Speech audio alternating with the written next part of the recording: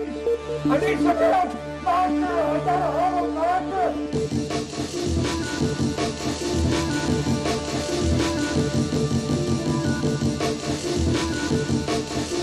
But we'll cut before you take more than 1.5 steps.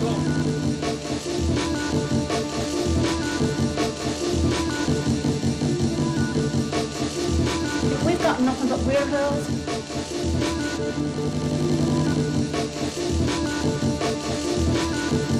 I'll be right there. Where I can move the camera a little bit.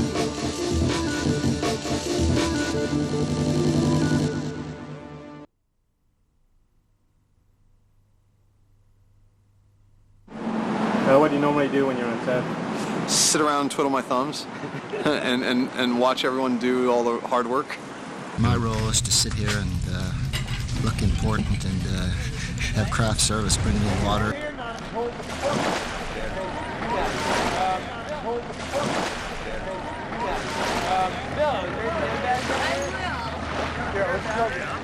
It's like a 24-day shoot. It's like 4 weeks.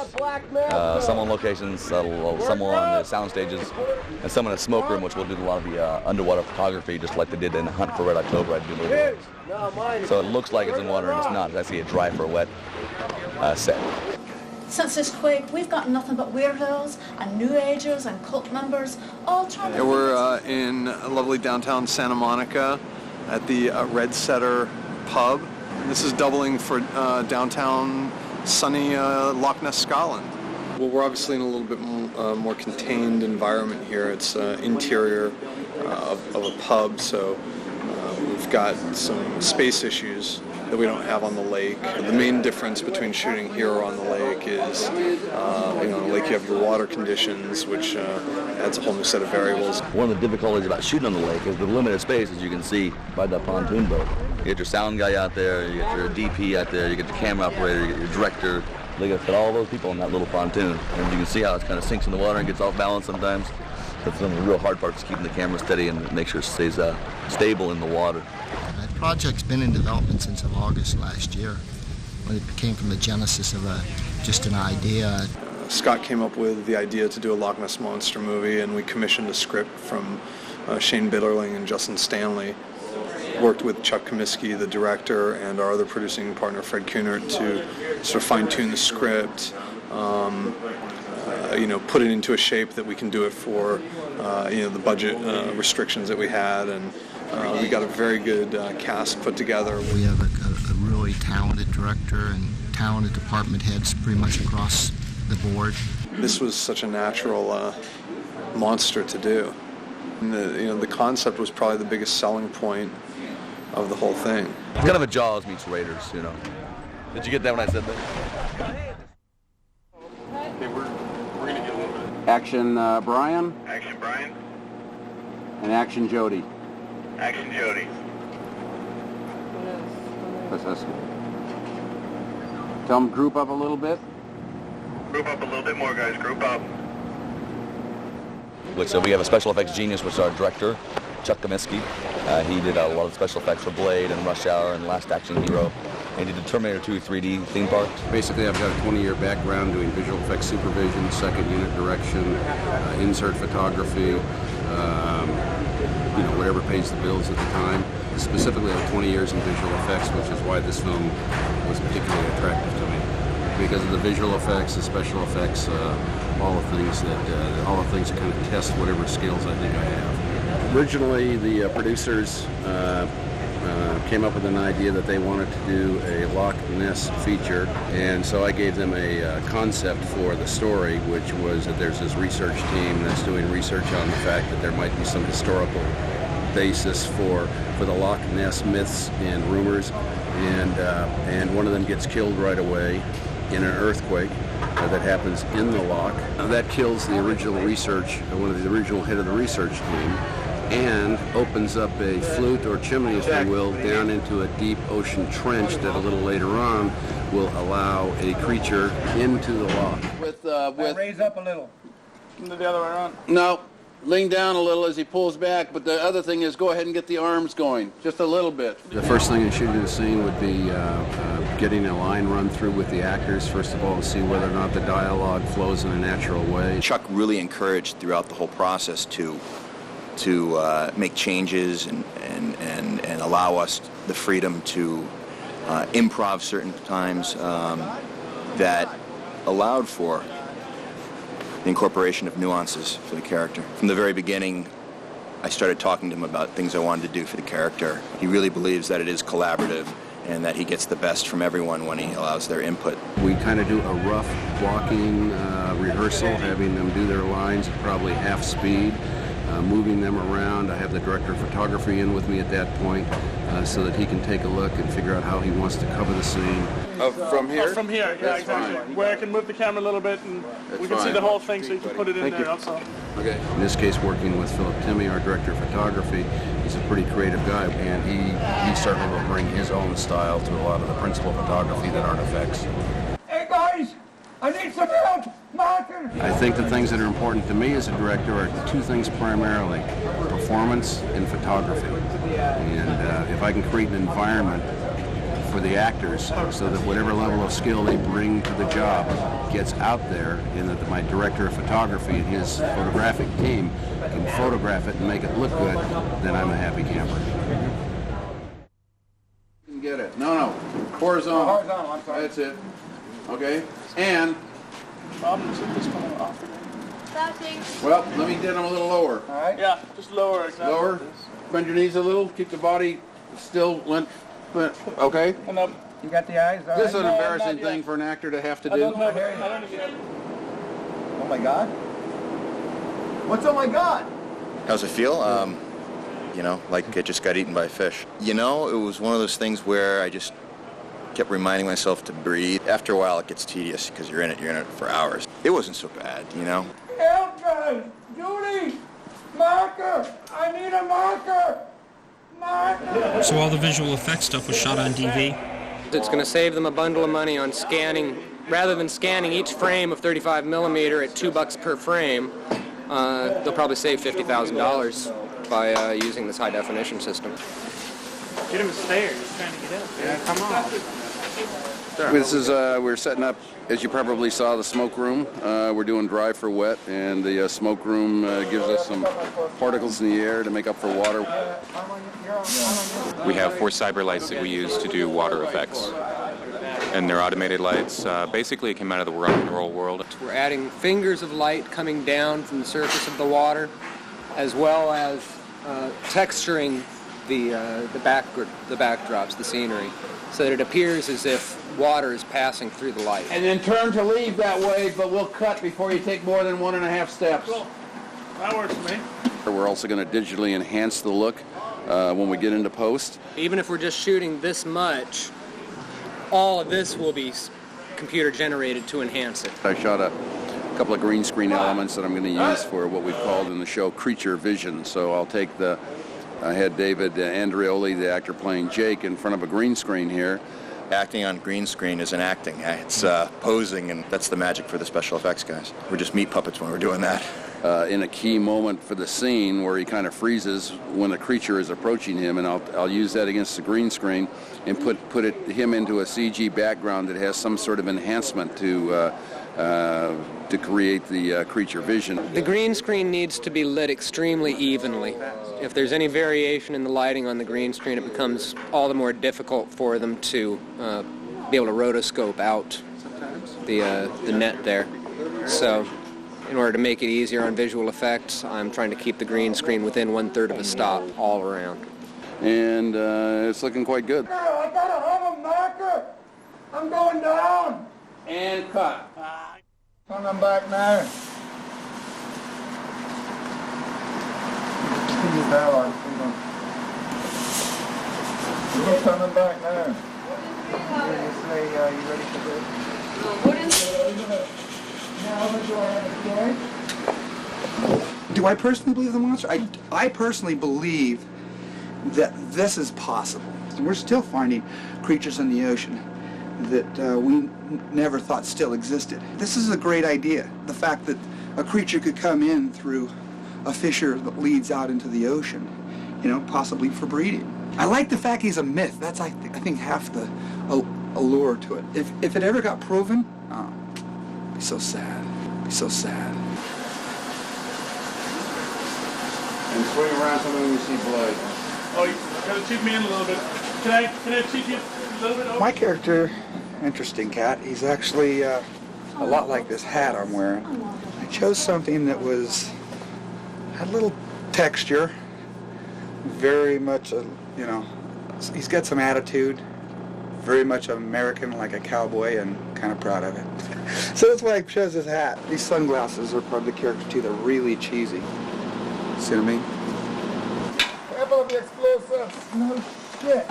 Yeah, I'm kind of the hero that comes in to save the day kind of thing, and at the same time I'm trying to figure out what my mentor, my professor, what he was looking for, what he was after, what he was discovering. He was chasing myths. He was chasing the Loch Ness Monster. That's not legitimate science in my book as a character.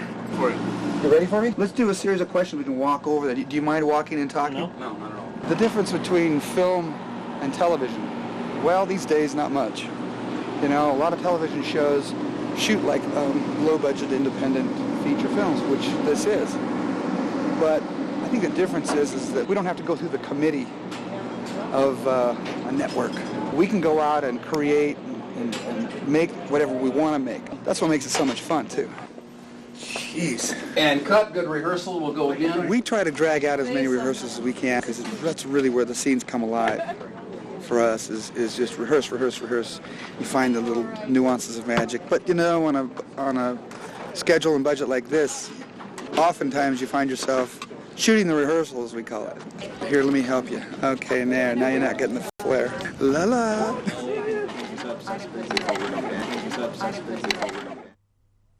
I know, but I need to have Brian all the way down here in the beginning with this all the way down here. Right. And then just before his line, we'll start tracking over and come across the license plate and come up as he comes up with his line. That's fine. So the question is, which I asked to begin with, is should we give him a separate action if you guys take your own cue? Well, I was born in Germany, and I came to the United States in '95 to work on Independence Day as a visual effects director of photography. After that, I worked on Dante's Peak, also in the visual effects department, and Armageddon as a visual effects DP. Yes, no. Is it going to be lit? No. The process of shooting a certain scene starts way before the day you get there. It starts in pre-production when you plan your setup and you get a rough idea of what you think the actor should do. So I can do some basic lighting before we even have the actors on set. Once that is done, we're trying to do a blocking rehearsal. This is the way through. Why don't we play that last little bit with everybody like here at the bar? During the blocking rehearsal, you also find out not only about the first shot you're going to do, but also about all the other shots that make up the finished scene. And some of that will differ from your pre-production plans. There's certain things that you have to watch out for, like eye lines or matching wide shots to close-ups and things like that. The real test for that is the blocking, and then once that is done and the actors have their marks, it sort of unravels like it has its path from there on. Until you see the blocking, until that is done, it's really just a vague idea of what's going to happen. You know what? I'm doing my best here, okay? Right, well, here are the facts, plain and simple. I need a show that's going to kick ass. Otherwise we're going to shit out of luck. That's a cut unless you guys want to run the line. It's okay. But I think we talked. Whenever we're rolling the camera, the thing that I'm responsible for is to make the frame that we're looking at and to maintain it, whatever that's supposed to be. If it's, a two-shot, two people in the frame, then maintaining the two-shot and adjusting for it. Okay, by the time we get here, we're on her for part of her dialogue. Then we get over here, he stands up into it and says his line. Okay. And then we finish the rest of the move. Okay. On this production, I have a little bit more responsibility because of the way we're doing it. We shoot a little bit more in the what's called the English style, which is the camera operator sets up a lot of the shots with the director, and the director of photography is also setting up but not deciding them as much. And in the American way, the director of photography will decide more with the director and sort of exclude the camera operator. This is the Aeroflex BL4S. It's a 35mm sound camera. which means it's blimped. It's got nice padding inside so that it's nice and quiet. It's a very rugged camera. It's a very take anywhere, do anything kind of a camera. It's part of the reason why we were using it for this production, because we are in a great deal of elements. We're out in the lake, or out in hot heat. Ours is slightly modified with the what's called the Evolution eyepiece. This whole optical block is a little different because we can change the angle of the viewing piece, and it also provides us the ability to do video tapped so that everybody can see what it is that we're shooting. Almost at the beginning it'll be a slow move. The one thing, the most important fundamental aspect of a camera operator is somebody who knows how to make a good frame, knows what lens you should pick for the shot, and where to put the camera for the optimal angle that does all the things that you need it to do, which is one, primarily, of course, tell the story, and two, give you a nice, interesting frame to look at. Yeah, if you think about it, if you actually sit down and think about it, you could probably parallel the U.S. military service with the U.S. film industry. I do whatever he says, without question. Even if I have a question, then I just do it. Can I have some water, please? Do I believe in the Loch Ness Monster? Yes, I do. Yes, I do. I believe in the Loch Ness Monster. And Santa Claus as well. I assist the first AC. That's exactly what I do. No, take care of equipment, lenses, filters, accessories for the camera. I mark actors, make sure they hit their marks, and I make sure that the first AC has a reference point so he can pull focus, so we can tell what the image is. The location at the lake was tough, just because of the logistics, but the stage has been very easy, and same with the other location work. It's as thick as haggis. With the visual effects movie, there are just many other details that you have to be aware of, whereas if you're on location and it's just a straightforward dialogue film, you don't need to worry about the height of the camera necessarily, the distance to green screen, distance to orange marker. Mark it! Mark. Camera set! And action! That's about it. Just there are different details that you have to worry about. How's the position with these lights? I'm checking with my spot meter. Hold on.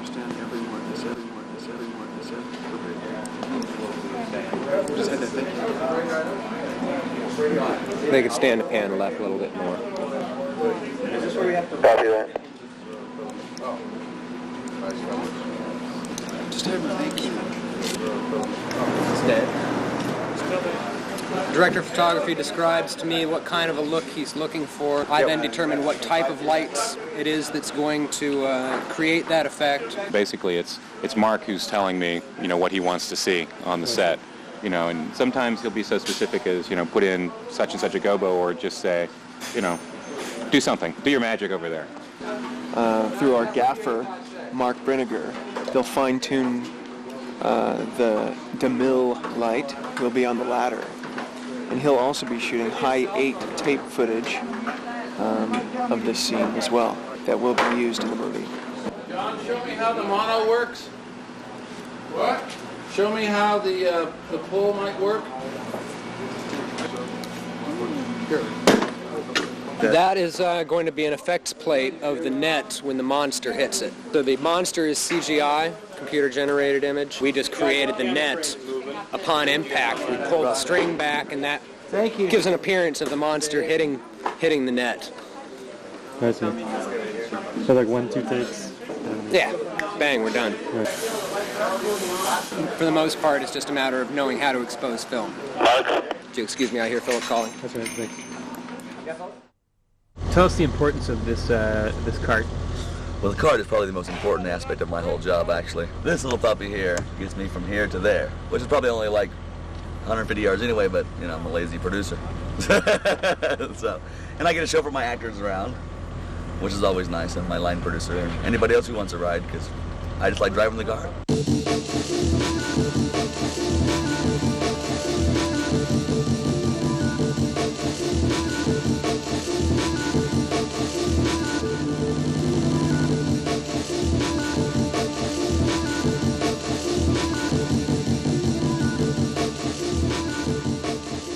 Lastly, it picks up speed and pace of the show because a lot of times the actors have to go back to wardrobe for changes, and of course, as you can see, they're all the way out there.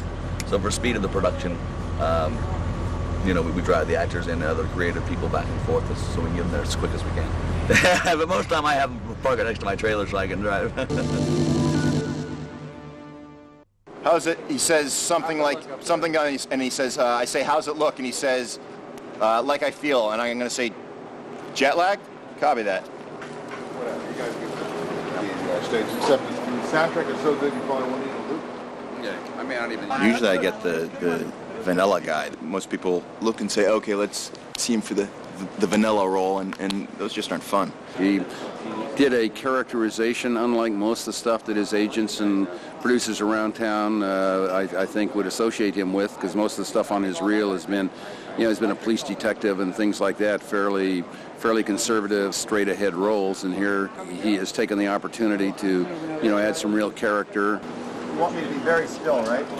I want you to be very still. I auditioned and they put me on tape. When I went in for the final meeting with Chuck, I went in character. I went in and Chuck sits down and he starts talking to me, and we're 10 minutes into talking, 15 minutes into talking, and I'm still trying to stay in character. Finally I said, so you want to do this?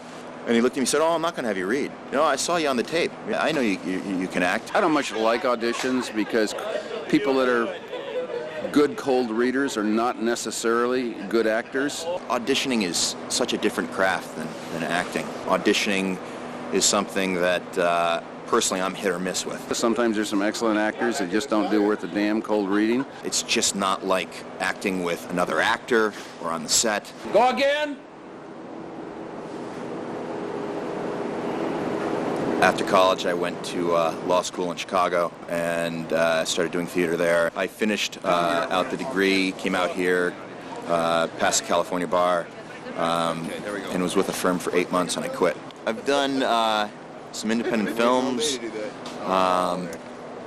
some guest stars on TV shows. I did a soap for 2.5 years. You know what? It's all on-the-job training. Everything, I think. You can act in your bedroom all you want, but until you're out on stage or on a set, it's all new. Sometimes I take out the trash. Sometimes I... Cut, thank you. Cut! Call cut when they're cut. Keep people from going on the set when they're rolling. Sometimes I work close to the marshal trying to get communication between, two cameras if we need them. Or provide the cast and crew with water and food and make runs if need be. I just graduated from the USC Film School, so this is my first job on a set for a feature. Yeah? Watch out with Jody and you go over to the stage. You're familiar with those people over there. I'd rather have you do it.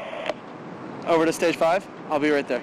Are you talking about like something that you know was backing up or just a sound that you heard? Backing up okay, that's coming from there. Rolling! Basically, the set on stage 5 for the Elian Gonzalez story film has a lot of equipment that makes a lot of noise, so I try and coordinate with them so that their noise doesn't affect our shooting. And of course, it's kind of a delicate situation because you're inconveniencing them and they're kind of inconveniencing us too. So.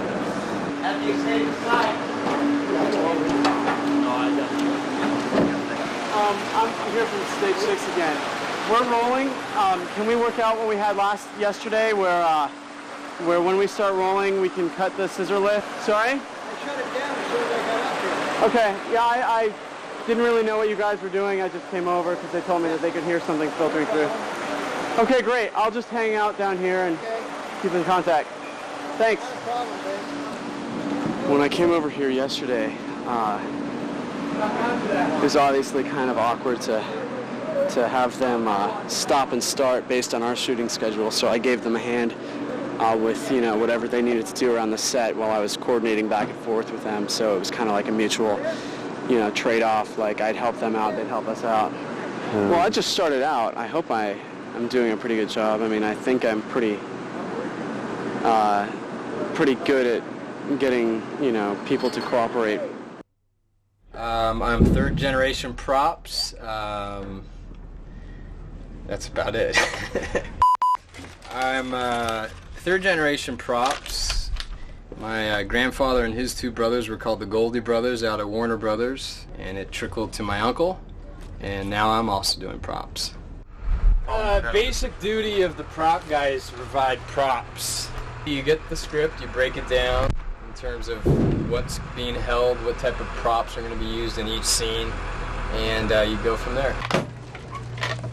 Knives, grenades, brass knuckles, jewelry, rings, whatever you want, I got it. Pretty much what we do is we set up for the whole week for the props. Like last night we did a fisherman scene. We had their fishing tackles, thermos, fake fish. Basically, besides the fact that my family's been involved in props, it just kind of fascinates me, You can't just have an actor out there by themselves, trying to, do scenes. They like to use radios or, have hats. It just kind of helps them. This is a Hero Dive flashlight that's going to be used down below in the water as we shoot in the smoke room. Here's a nice prop that I made. This is a sonar unit that was used in the movie for tracking. As you can see, it's got a green screen that they could eventually key in an image, and the actors kind of just play around with the knobs. Basically, I went to a surplus house and got these components and put them together. They all come out like this. I kind of wanted to give it more like a graduate student research type of look to it. Best props I like to work with are practical props. Firearms, fake ammo. I mean, who wouldn't want to work in props? You get to play with toys. That's all you do. You play with toys. Hello, hello, hello. Come in, come in, come in. What's going on? Our producer. Hi guys, how you doing? Tell them how much you love the wardrobe I department. love the wardrobe department. Because we're on the ball. Because they're on the ball. And we're very hardworking. And you're very hardworking. And we get the job done. And we get the job done. And you're going to hire us always. And we're going to hire them all. Wait, that's See? a commitment. Got it on tape. Got it on tape. Yep. It starts out by reading the script and basically coming up with a look for each character. My job as the designer is to tell the audience who that character is before they ever open their mouth. And once you've decided what that look is, you and your assistants, given the budget, go out and it's kind of like a scavenger hunt, and you go out and try to locate those items that would complete that look for that character. Thank you. All right, that's lunch, so, well, we got to have a lot of fun in designing the dive suits because they needed to look like they were pressurized, and they needed to look like they were going 200 and 300 and 400 feet underwater. I co-designed this with a gentleman over at a place called Global Effects, and Jill found the dive suits for us. We had to do a lot of research because our main characters are in Scotland, so you have to deal with the Scottish extras. But it was great. Jill found wonderful things on the internet, and also I rented Braveheart, and I talked to anyone that knew any and everything about Scotland, and so did Jill. There was a scene with one of the leads, Blay. He becomes a warrior, and True brought the idea to dress him in traditional Scottish warrior garb. After you go around and collect all the wardrobe, of course you need much more actual wardrobe than what's actually going to be seen because, not everything you're going to pick will work. So you have to have extra options. And so once you've gone and done all the shopping and collected everything, you have fittings. And then it's a process of elimination. Do I believe in Loch Ness? I'm open to it, sure. It's been fun. We've had a lot of fun. Because Blay was listening all the way in on radio with Julie. Great, here we go. Pictures up. Quiet, please. Roll sound. This picture, we're rolling sound. Take 3. Did you get most of your interviews? Yeah, that's good. So we're on camera talk right now? It's kind of hard because you never know. Okay. Just any minute they might say roll cameras, You can try, but you shouldn't stand behind me, I don't think. You should stand in front of me, All right. So what do you want me to say? This scene here, like when you have the shot of Case being blown by the camera. The importance of a script supervisor to keep an eye on everybody. No, I'm just kidding. To keep an eye on everything that's going on.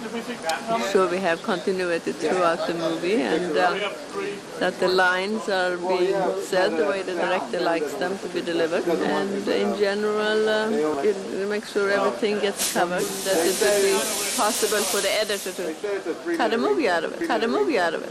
You play any role in the visual effects part? Does that make a difference? Is it like visual effects? Well, in a way, I guess it does. But the good thing is anything can be fixed computerized afterwards. So it makes it easier in that respect. There's no continuity worries about that though? No, none whatsoever. I need some help! Doctor! I got a hole, doctor!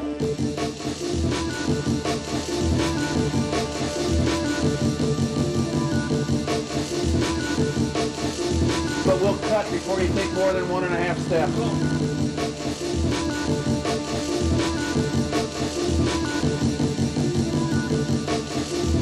We've got nothing but weird holes.